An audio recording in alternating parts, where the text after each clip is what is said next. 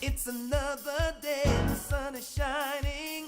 Got to know what's going on around you. Wake up, it's the time to motivate your mind. Come with me, let's make this moment brighter. Wake up with the Bahamas at sunrise. Come on and wake up with the Bahamas at sunrise. Wake up with the Bahamas at sunrise. Wake up with the Bahamas at sunrise. Hey.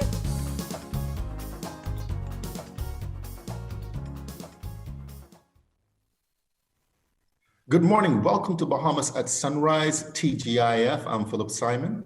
TGIF, everyone. I'm Gandhi Pinder, filling in for Anastasia Palacios. Gandhi wants Anastasia to Palacios. be Anastasia Palacios. She must be doing well. I see her. She's obviously still doing her thing, a busy mom of two now, but still very active in her business.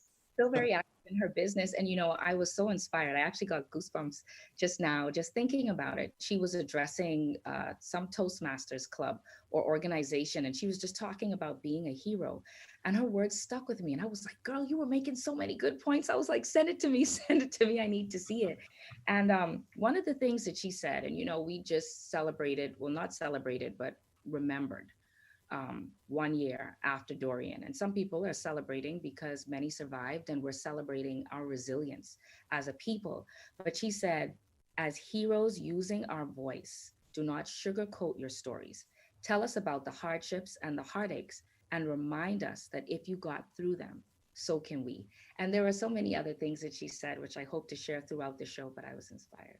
Yeah, no doubt about it. No doubt about it. Listen, it's been another long week for most of us. Of course, on the 1st of September, we remembered Dorian. It's still a riveting story throughout the Commonwealth, and not just for those directly impacted in Abaco and Grand Bahama, but of course, we're all family. So still mourning the loss, but at the same time, celebrating life. We're also mourning the loss, and condolences go out to the family of Pastor Hugh Roach. He's a former president of the Seventh-day Adventist Conference. Of course, that's in the Bahamas and Turks and Caicos. Again, legendary man, educator, pastor.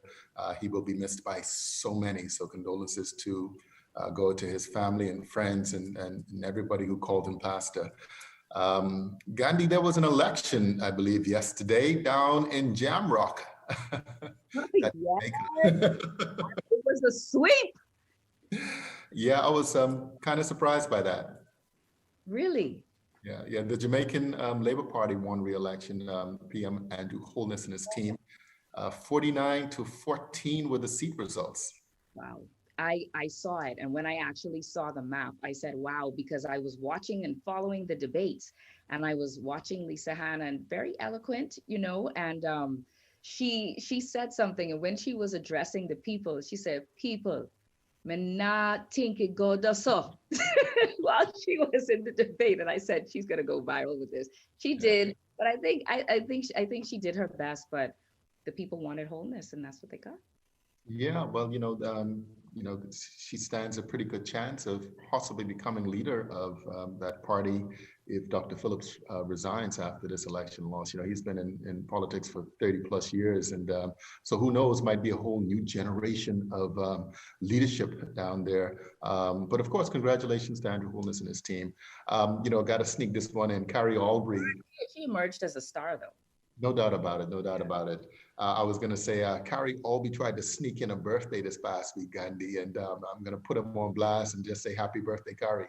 Happy birthday, Carrie. Carrie is such a wonderful person. Happy birthday, Carrie. Continue to enjoy. If I know Carrie, he'll be celebrating all month long. So. Like you.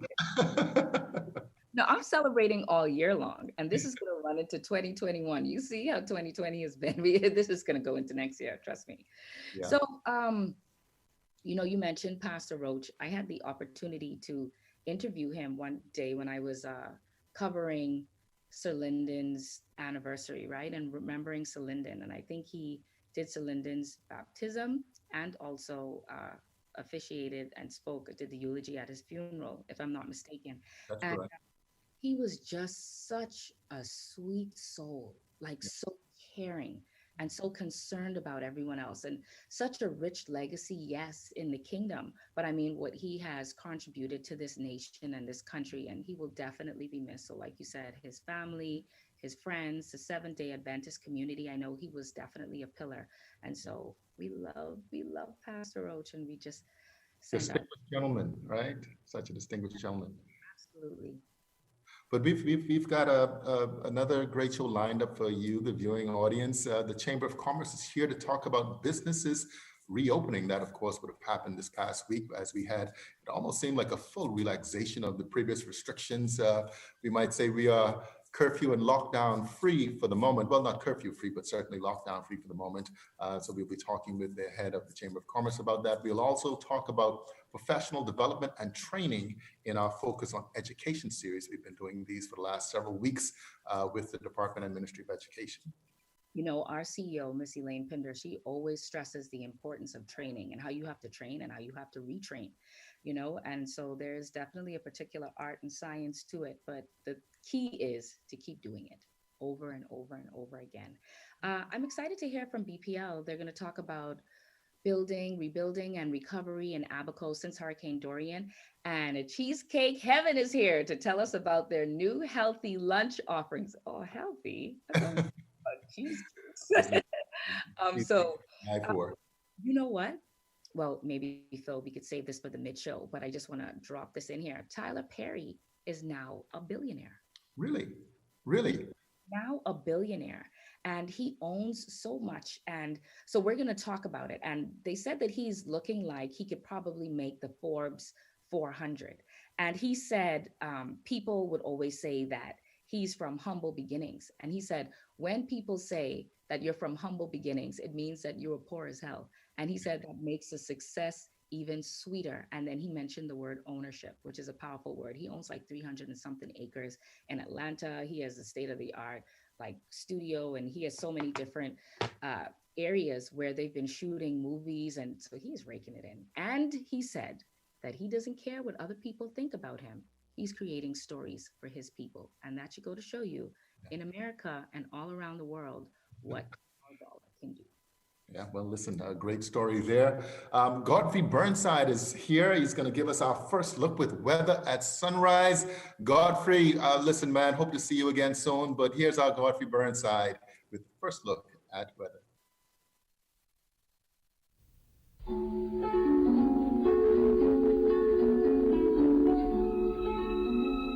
Weather at sunrise, brought to you by Bahamas First in Insurance, today, tomorrow.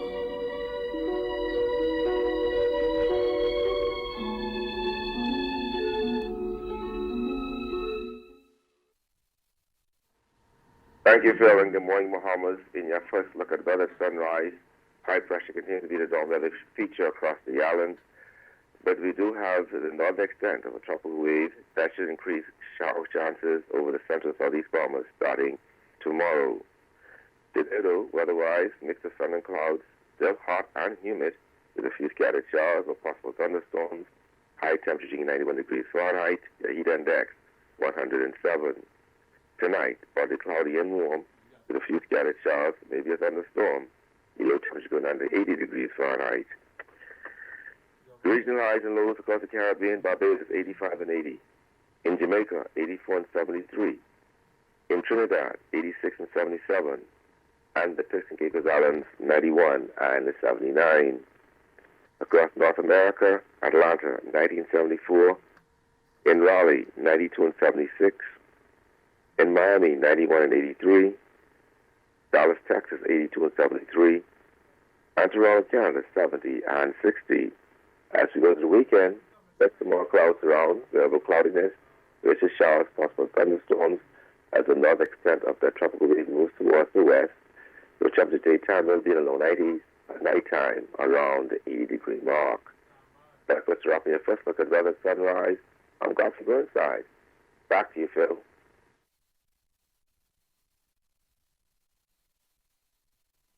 Thank you very much, Godfrey. Of course, businesses have been taking a beating during this COVID-19 pandemic. This week was the first week back after a long lockdown. We've taken the opportunity to invite and ask the Chief Executive Officer at the Bahamas Chamber of Commerce and Employers Confederation, Jeffrey Beckles, to tell us exactly how it's been, how it's going. Is there excitement in the air, relief? I don't even know what to say.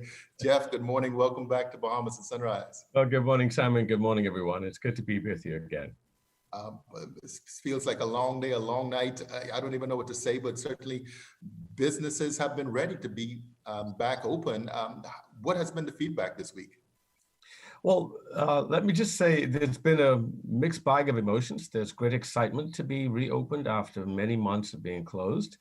And the back to school environment has created a very positive vibe in the shopping community. I think retailers, clothing and in particular, barbers and beauty salons and nail technicians are excited to be back open because this is really the time of the year that they make a good chunk of their income.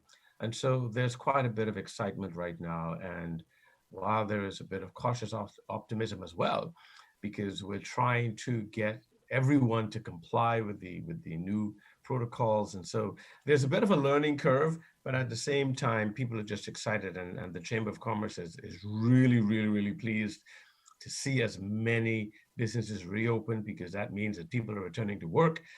There's local and domestic commerce going on. So for us, that's an exciting step forward. Yeah, you call it cautious optimism. Of course, I was happy to be back at a barber myself this week. Well, you know, I used to have that problem, and I took care of that. But you talk about cautious optimism, and you know that involves also too a bit of consumer confidence. You know, we talk about investor confidence, and maybe we can get to that conversation as well, and relative to the macroeconomic environment, but certainly on the ground.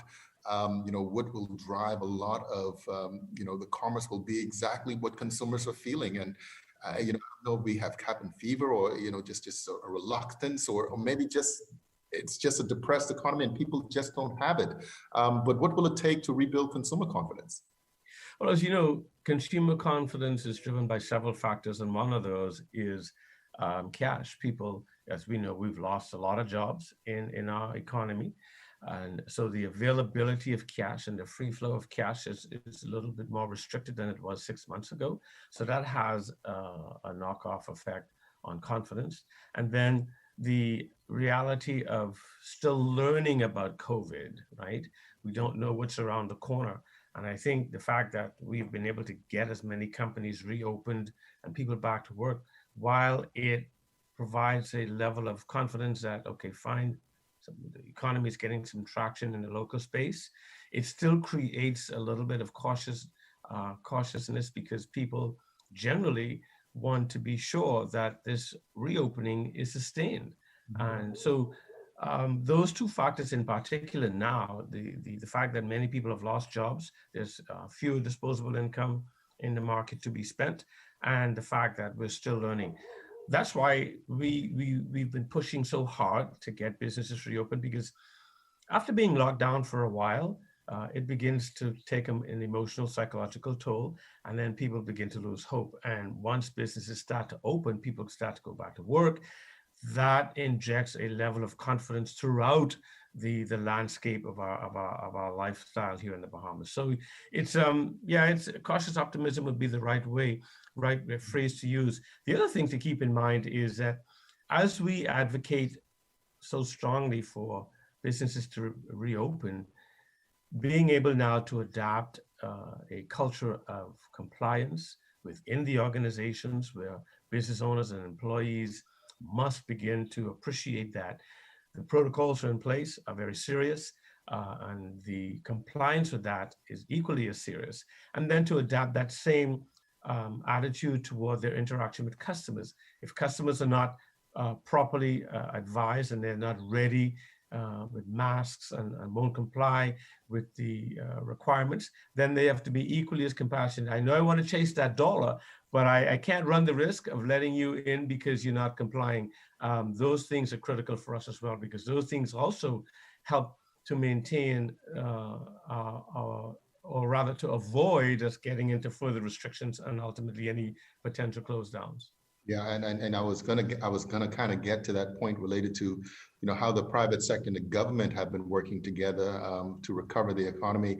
There's the Economic Recovery Committee, which I believe you're part of, and then of course there's been this cry for this COVID post-COVID economic plan, which might be one and two in the same things. But how should the private sector and the government work together going forward? Well, the Chamber has had several interactions.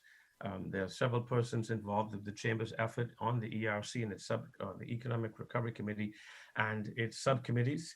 One of the opportunities in the post-Dorian now COVID environment that has been presented to us, there's been a lot of talk over the years about who actually drives the economy and who should really be in the seat. And there's been a lot of dialogue about the role that government has to play versus the role of the private sector. But I think this is an opportunity for the private sector to step up and really put together its best thoughts. We have tremendous capacity in the private sector, and sit with government and help government understand more specifically what are those needs, what are the opportunities that we have, and ensure that everyone is playing their appropriate role. We say that government ought not to be leading the charge and whatnot. Well, then let's get together with the policymakers, map out a plan where everybody understands what their roles are, and then let's execute that. This is a perfect opportunity. We say the economy is broken. Well, since it is broken, well, let's see how best we can put the private sector's best minds together. And with the policymakers, let me tell you, policymakers don't have a problem if we get the plan right. They would love to plug in and learn more of how they can support a more robust economy, a more sustainable economy in the longer run. So I think it's a great opportunity, Simon, for the private sector now, led by the Chamber and some of our other stakeholders, to really craft out what that plan ought to look like and allow government to have their role to play as well. Yeah, and at the end of the day, we all benefit. Jeff, listen, thank you so much. We're out of time, but again, persons who are interested in reaching you or the Chamber of Commerce, certainly that support is still out there. Just provide the contact information once again. info@thebahamaschamber.com, and our phone contacts 322-2145. We've been operating virtually now for 25 weeks and have not missed a call, have not missed an email. So we look forward to hearing from you. All right, excellent. There you have it. Jeffrey Beckles, the Chief Executive Officer at the Bahamas Chamber of Commerce and Employers Confederation. Jeff, good seeing you, man. Always a pleasure. All right, you're watching Bahamas at Sunrise. We'll be right back. The sports we play depend on the health we build. So let's stay healthy. Wear a mask and practice social distancing and hand washing to protect yourself and others. Remember, COVID-19 is not a game. A public service message from the Bahamas Olympic Committee.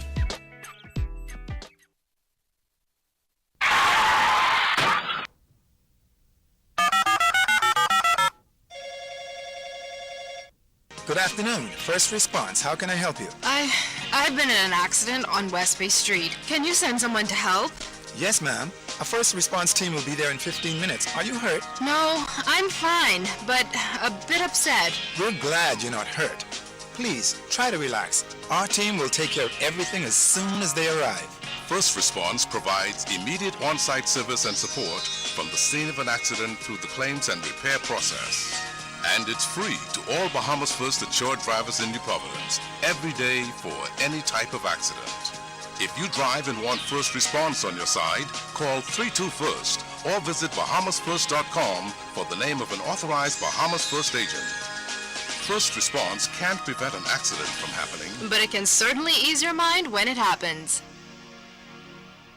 Business in the Box is your solution for business from Cable Bahamas. It's an internet, voice, mobile, and advertising solution all in one place. Get reliable internet, free domestic call, and a live corporate package, and free TV ad placement, all starting with packages as low as $164 a month. You can save over $3,000 a year. Just call 601-8911. That's 601-8911. And ask for Business in a Box from Cable Bahamas Business Solutions. Terms and conditions apply.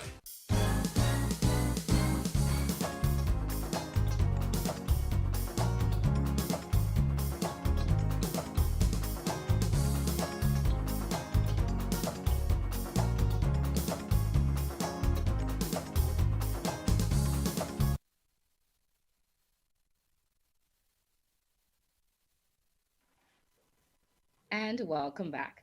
Teaching is the profession that creates all other professions. So it is critical the emphasis that is placed on professional development and training by the Ministry of Education. Here to talk with us about this are Assistant Director of Education, Ms. Vanria Jack, and Assistant Director, Leisha Burrows. Good morning and welcome to Bahamas at Sunrise, ladies. Good morning. Thank you for having us.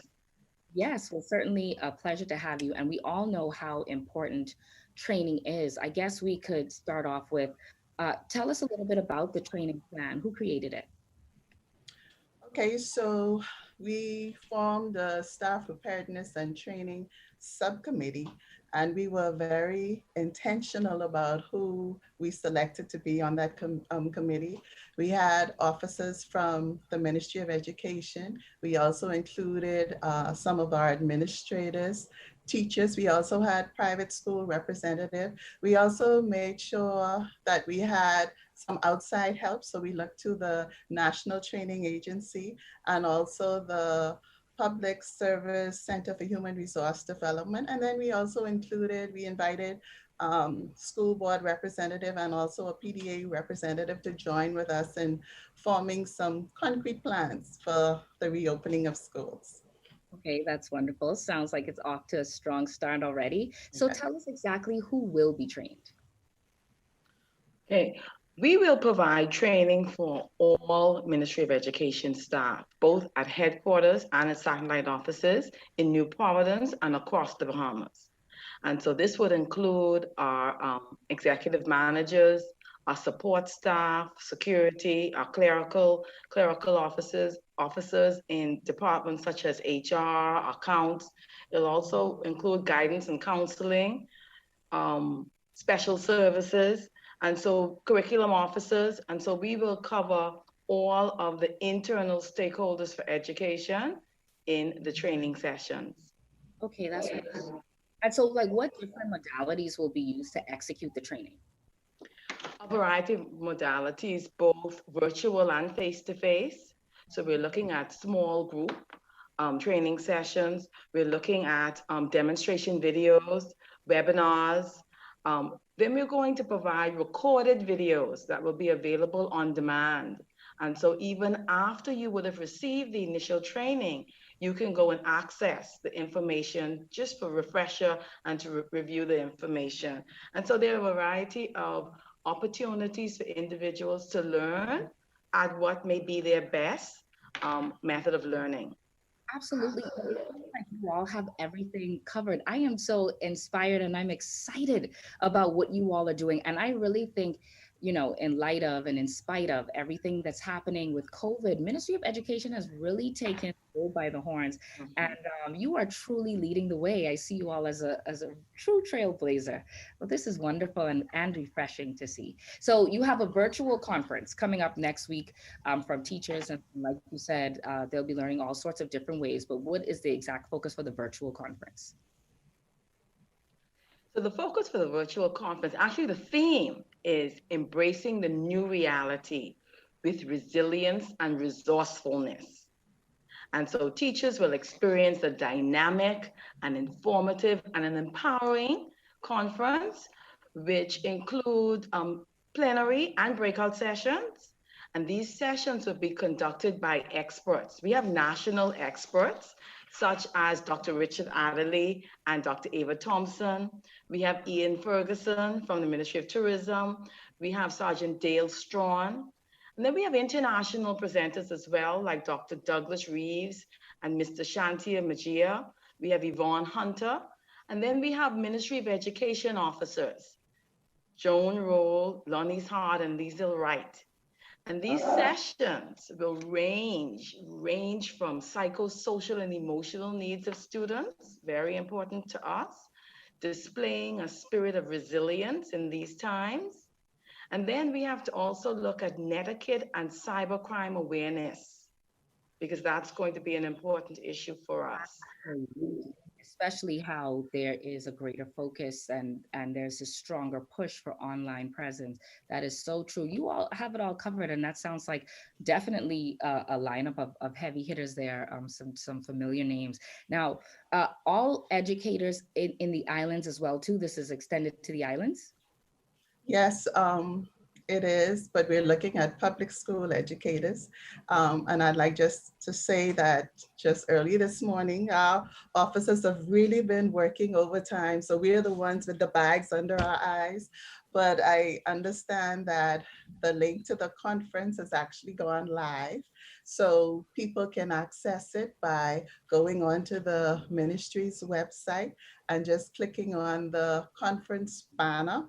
And you would go through a brief registration process. We are encouraging our public school teachers to pre-register so that it's not so much of a hassle on that day, but they can pre-register and have all of the links to the meetings forwarded to their email. So on that day, it's just a click of a button to enter all of these exciting sessions. And in addition to what Mrs. Burrows said, we are focusing on health and safety, providing psychosocial support. We're also looking at this aspect of technology. The ministry has a new learning management system, and officers got a preview of it a couple of days ago. And so teachers are going to be receiving training on that. And then also looking at the instructional program, because, you know, we're going to be fluctuating perhaps through different models. So just providing teachers with strategies. Wow, I am inspired. I am celebrating you today. I'm saluting you, the Ministry of Education, and we're talking about our kids and what they need, but you really and truly also too need to be built up as well. So I'm happy you're investing in yourselves in this way. And I mean, I got to hook up now. I might try sneak on, catch a little bit of And so I want to thank you both for taking the time to join us this morning on Bahamas at Sunrise. Be encouraged. Thank you very much. Our pleasure. Thank you all for watching. It is a beautiful Friday, ladies and gentlemen. We'll be right back after this. The COVID-19 pandemic demands the most modern techniques and highest standards of sanitizing to ensure the safety of schools, businesses, churches, and the ones we love. Treeline Divine Professional Sanitizers offers state-of-the-art electrostatic technology, providing maximum efficiency and coverage to protect your environment and preserve your health against mold and 99% of bacteria and viruses, including COVID-19. With pricing to match your budget and standards to meet your highest expectations, we invite you to contact us for a free analysis of your weekly, monthly, or single-use needs. COVID-19's impact is strong, but our commitment to restoring your safety is even stronger. Treeline Divine Sanitizing. Spread confidence.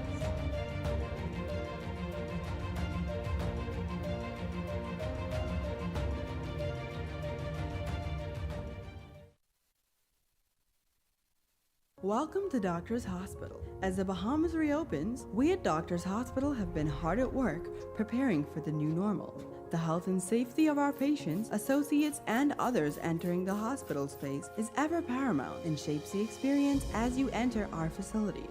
All persons entering the hospital will be COVID screened, which includes a temperature check and a few short questions. There's also mandatory hand and shoe washing stations upon entry. Masks are required and can be provided if necessary. To further limit contact, Doctors Hospital has launched a concierge service that allows for pre-registration, a hospital itinerary, in-car waiting, and a navigator to guide you through your visit.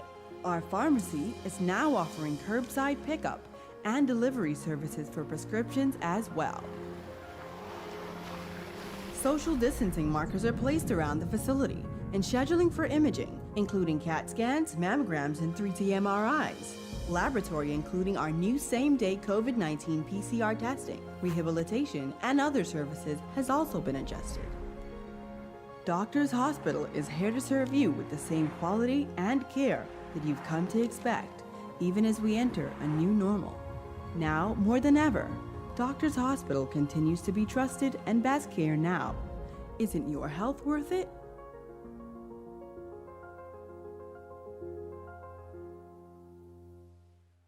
Business in the Box is your solution for business from Cable Bahamas. It's an internet, voice, mobile, and advertising solution all in one place. Get reliable internet, free domestic call, and a live corporate package, and free TV ad placement, all starting with packages as low as $164 a month. You can save over $3,000 a year. Just call 601-8911. That's 601-8911. And ask for Business in a Box from Cable Bahamas Business Solutions. Terms and conditions apply.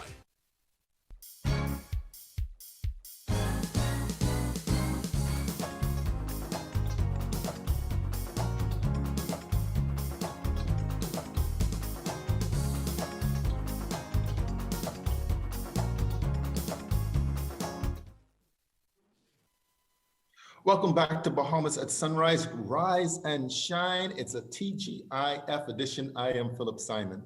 And I'm Gandhi Pinder. A wonderful and informative show so far, Phil.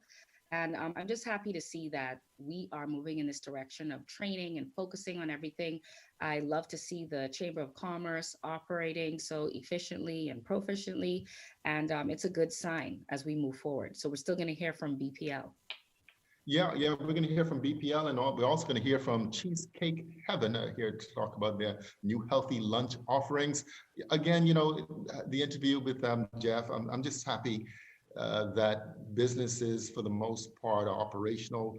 But again, he reiterated one of the most important things we have to do is ensure that we stay open.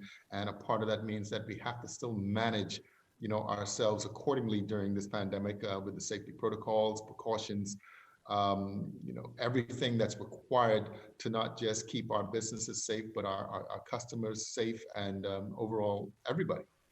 Yeah, absolutely, Phil. And our customers are priority.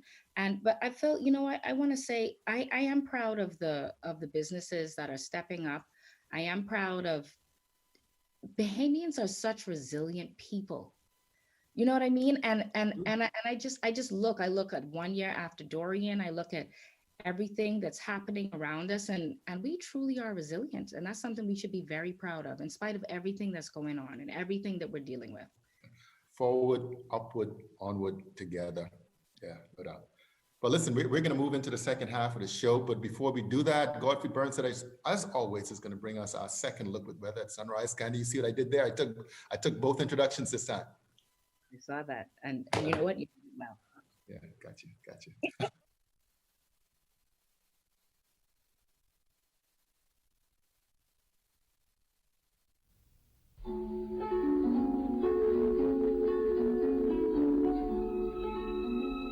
Weather at Sunrise, brought to you by Bahamas First in Insurance, today, tomorrow.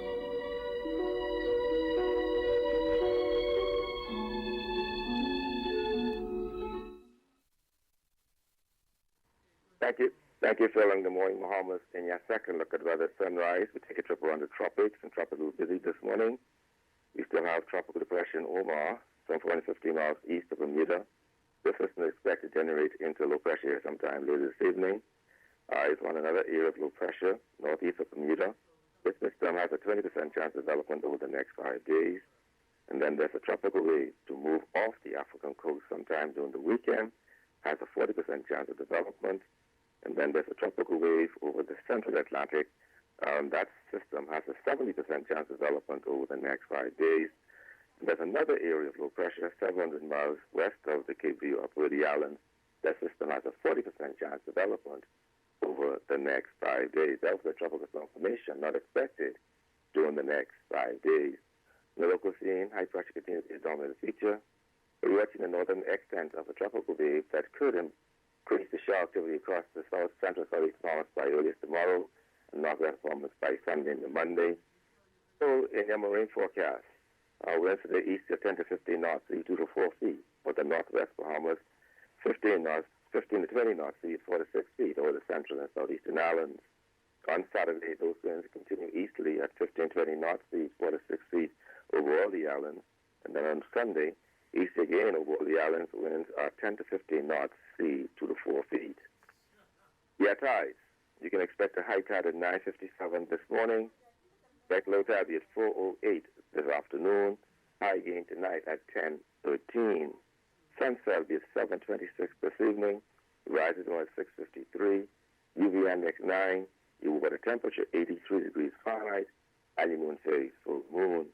Extended looks. Expect some increasing cloudiness starting tonight into tomorrow with the central and southeastern islands. Sun by Saturday night into Sunday across New Providence with some showers and isolated thunderstorms. The temperature daytime will be in the low 90s. At nighttime around the 80-degree mark.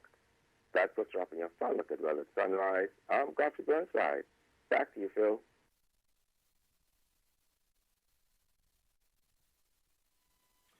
Thank you very much, Godfrey. 1 month after the devastation wrought on the island of Abaco by the Category 5 monster we now know to be Dorian, Bahamas Power and Light was able to confirm that all but 2 South Abaco communities had been safely and securely re-energized.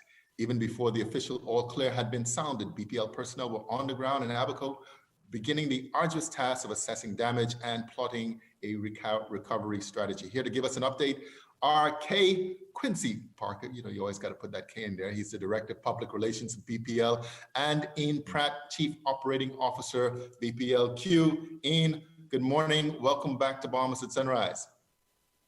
Morning. Thanks for having me. Yeah, I mean, listen, you guys, you know, I don't envy the Prime Minister and I don't envy you.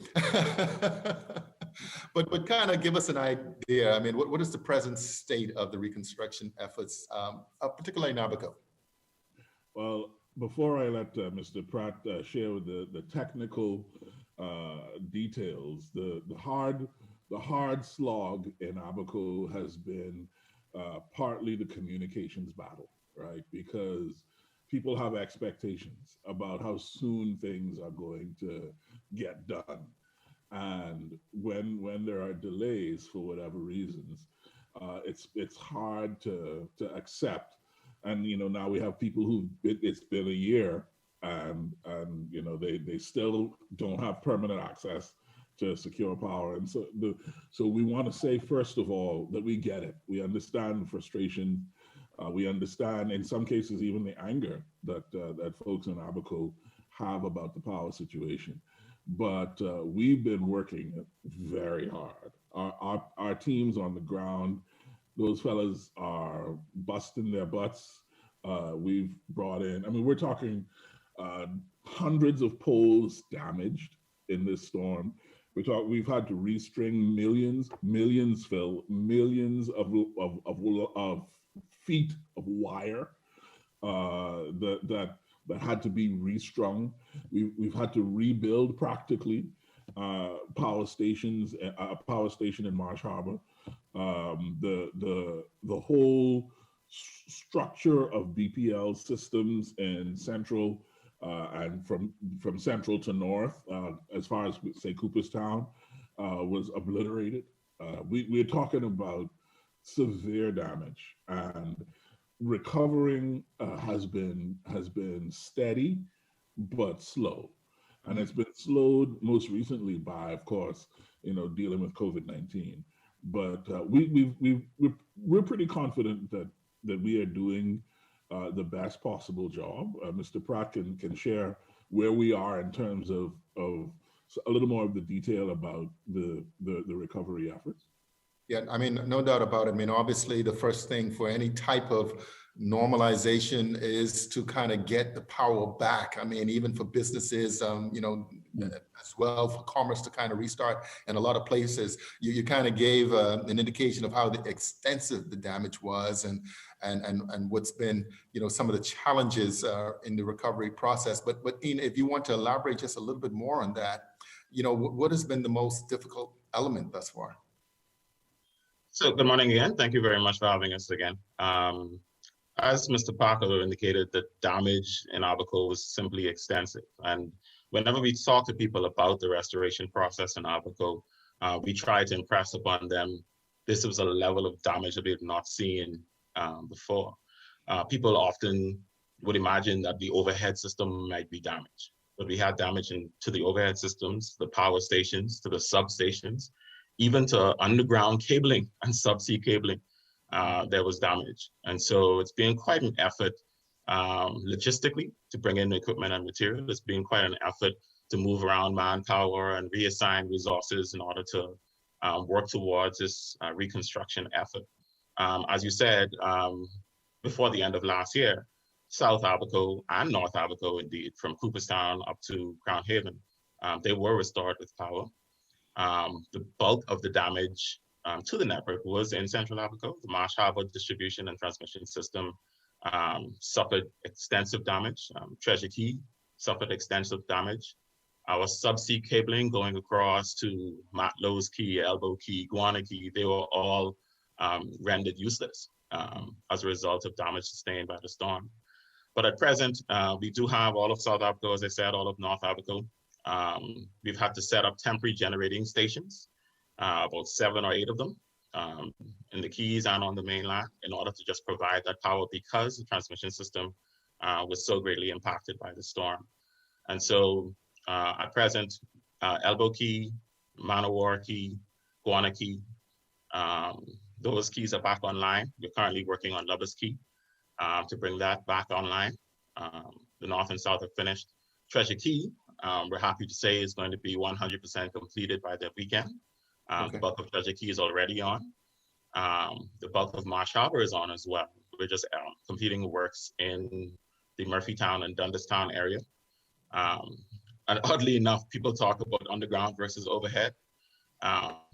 One of the communities that is without power at present is Eastern Shores, which is an underground community. But because of the roads being washed away going there, transformers being wiped off plinths, etc., that's going to take a full underground reconstruction effort. So that area is going to be a while.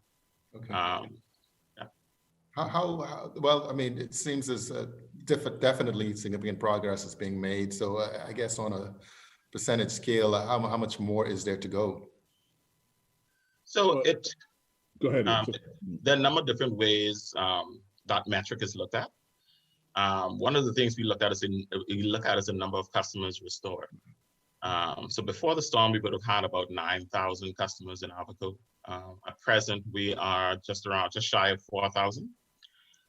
But that number can be misleading as well, because there are so many homes in those communities that have power that are unable to take it.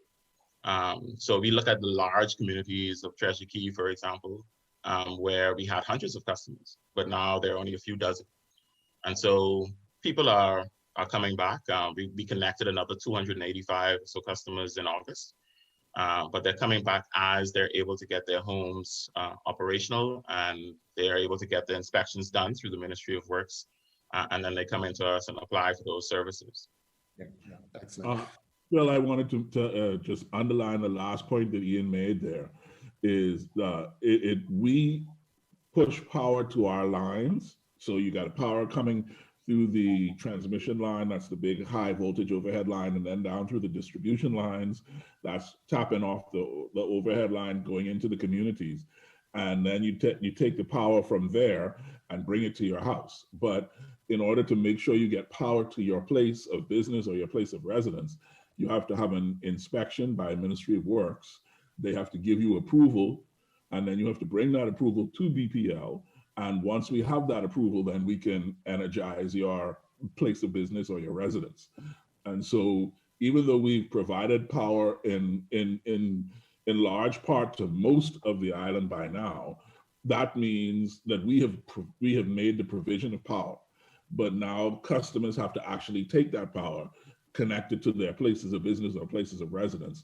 And that's where there may be some delays and some issues. Yeah. Well, certainly you can point, you certainly advise them of where to go to make that happen. And hopefully you're working hand in hand with the relevant other government departments and ministries. You know, 1 year after Dorian, we're all still obviously in this together. Quincy, Director of Public Relations, BPL, Ian Pratt, Chief Operating Officer. You know, I had my own question, but Quincy kind of... No. shut that down, but I'll get back to you during the break-in. Indeed. Certainly. Mr. Phil, I want to ask about this this business on your chin. You're a very young looking man all of a sudden. Well, that's the secret to success. You just cut everything off, right? That's what it is. I got to take note myself. Right. Well, listen, guys, thank you so much. Continue to do the excellent work that you're doing. We know that BPL is doing everything in its power to kind of get all of Abaco and all the customers reconnected. Again, thank you so much. Quincy Parker, Director of Public Relations, BPL. Ian Pratt, Chief Operating Officer. You're watching Bahamas at Sunrise. We'll be right back.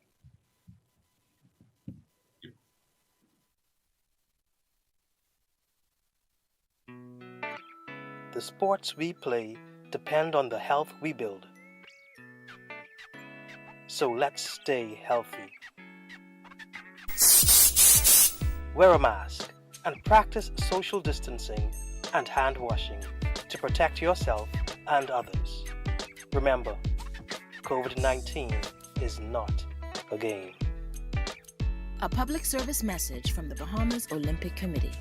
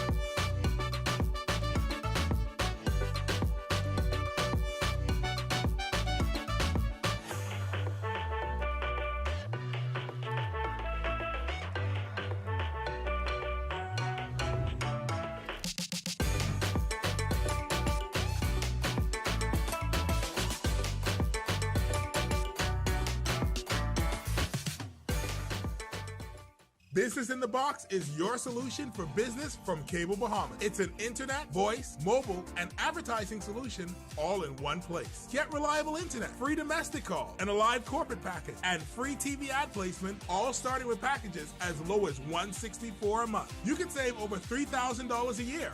Just call 601-8911. That's 601-8911. And ask for Business in a Box from Cable Bahamas Business Solutions. Terms and conditions apply.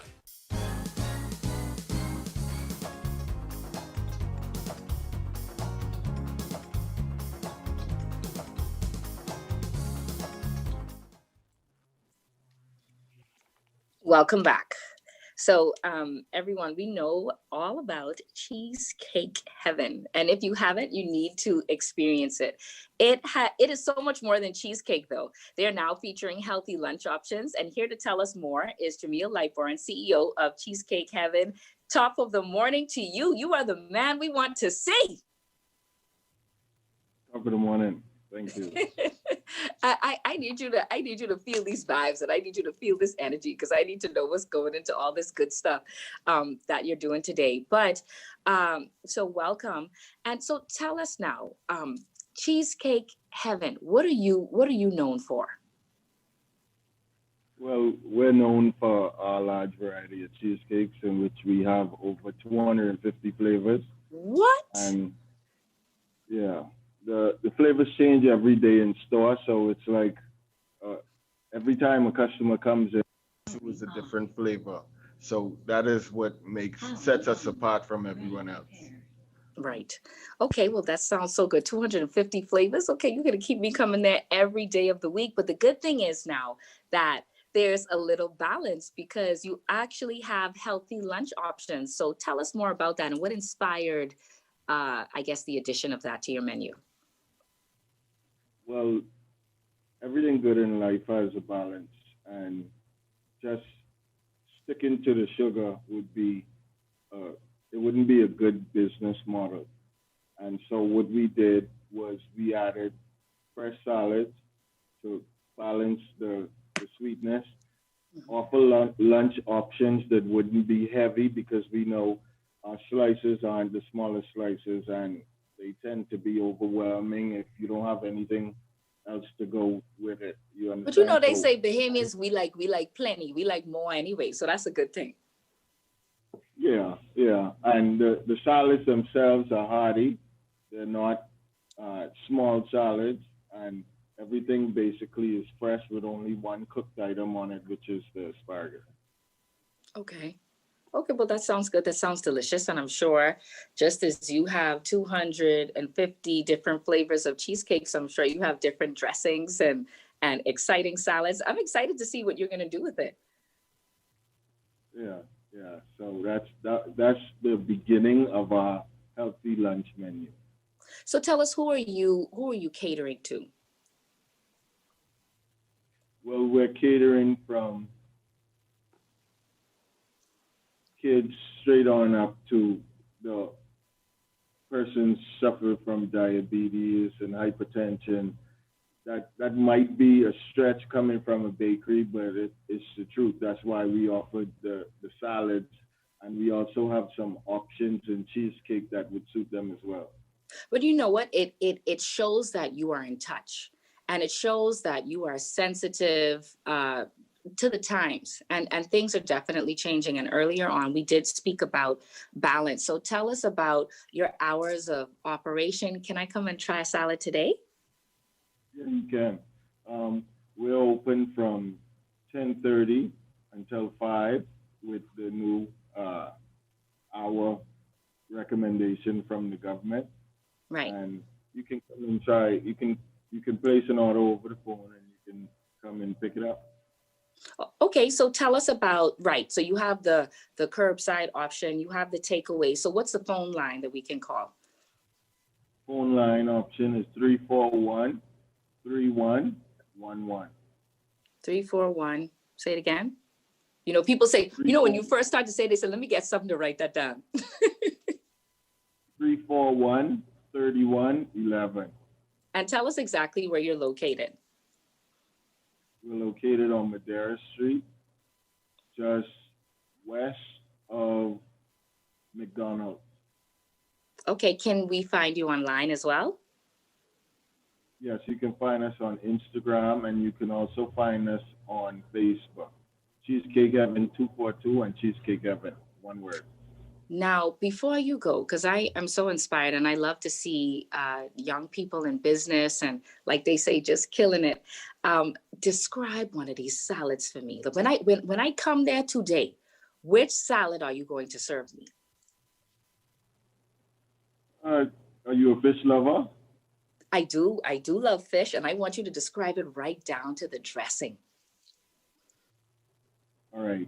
We would have a nice salmon fillet of 6 ounces, and we would pan sear that, put that on the top of baby spinach, and along with that we would have some spiral cut carrots, which would be raw, spiral cut beets, sauteed asparagus, chickpeas. We would have a grilled lemon and a house Vidalia dressing, and that comes topped with baby cherry tomatoes and avocado. Ooh, ooh, ooh. And you know, avocado was in my spirit. Now you just said that, I have to come and see you today. So you said from 10:30 until 5 o'clock, and that's the Cheesecake Heaven. I'm going to follow you on social media, on Instagram right now. I'm getting ready to do it. Jamil Lightborn, it definitely was a pleasure having you on today. CEO, Cheesecake Heaven, and they are giving us a little slice of heaven today. Thank you for that. Thank you. Everyone, you're watching Bahamas at Sunrise, and there is more right after this. Stay with us. Man, that sound like more.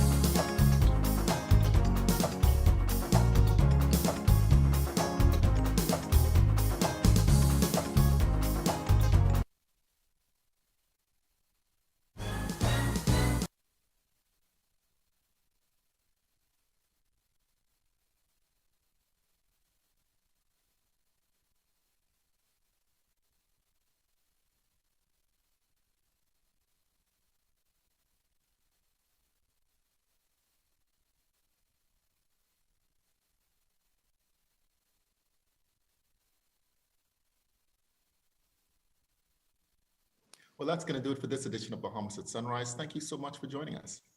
Thank you so much for joining us. Phil, I think we covered so much on the show. We let them know what they could have for lunch today. We spoke about BPL. I did not know about millions and millions and millions and millions of feet of cable. And sometimes I think we underestimate the job that BPL has to do. So we're grateful for them sharing with us. Yeah, man. You also mentioned, and certainly we want to extend condolences as well to the family of LeVar McKinsey, the young man who was murdered this week. Listen, we say it all the time, we're in Bahamas, a lot is going on, so we have to continue to pray for one another.